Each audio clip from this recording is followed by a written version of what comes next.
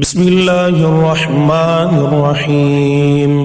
شروع اللہ کے نام سے جو سب پر مہربان ہے، بہت مہربان ہے۔ سبح اسم ربک الاعلی۔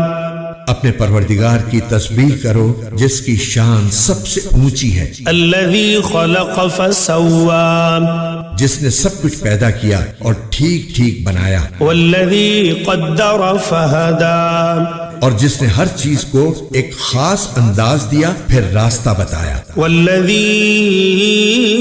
اخرج المرعی، اور جس نے سبز چارہ زمین سے نکالا فجعلہ غثاء احوی، پھر اسے کالے رنگ کا کوڑا بنا دیا۔ سنقرئک فلا تنسى اے پیغمبر، ہم تمہیں پڑھائیں گے پھر تم بھولو گے نہیں، الا ما شاء اللہ انہ یعلم الجہر وما یخفی، سوائے اس کے جسے اللہ چاہے۔ یقین رکھو وہ کھلی ہوئی چیزوں کو بھی جانتا ہے اور ان چیزوں کو بھی جو چھپی ہوئی ہیں۔ وَنُيَسِّرُكَ لِلْيُسْرَى، اور ہم تمہیں آسان شریعت پر چلنے کے لیے سہولت دیں گے۔ فَذَكِّرْ إِن نَفَعَتِ الذِّكْرَى، لہٰذا تم نصیحت کیے جاؤ اگر نصیحت کا فائدہ ہو۔ سَيَذَّكَّرُ مَن يَخْشَى، جس کے دل میں اللہ کا خوف ہوگا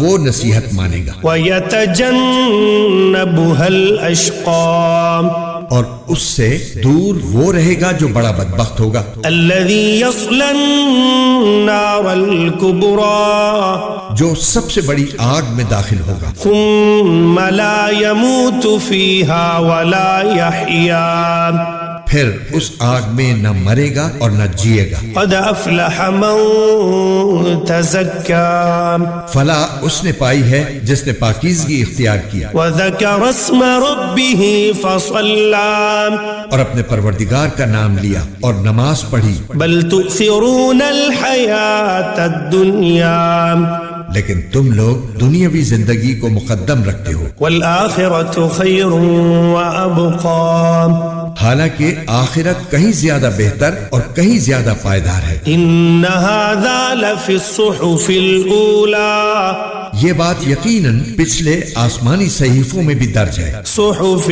ابراہیم وموسیٰ، ابراہیم اور موسیٰ کے صحیفوں میں۔